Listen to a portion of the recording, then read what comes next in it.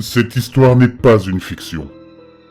Deux couettes, une odeur, le silence. Il faisait déjà nuit sur le quartier de Terre-Noire à Saint-Étienne quand une odeur étrangère, lourde et âcre, s'est glissée entre les fenêtres d'un immeuble abandonné.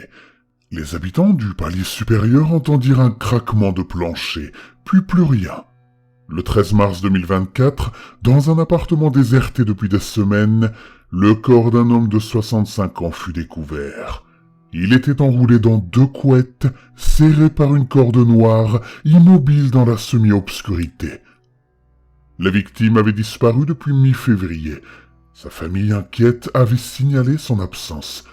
2 mois plus tard, c'est l'odeur putride qui alerta les voisins. L'appartement paraissait figé, comme si le temps s'était arrêté. Un canapé éventré, un verre à moitié plein posé sur une table et contre le mur, ce corps inerte. Il n'y avait pas de lutte apparente, mais tout tirait vers un silence étrange, un silence précédant le pire.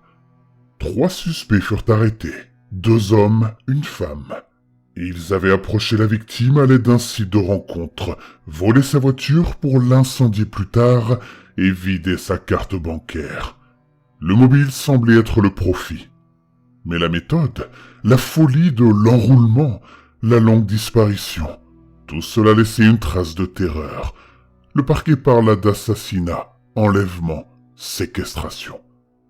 Parfois, une scène ne se résume pas à un acte mais à une atmosphère. Le silence interdit qui s'installe quand on enlève la vie, la couverture qui retient les formes, la pièce vide qui continue de respirer dans l'ombre.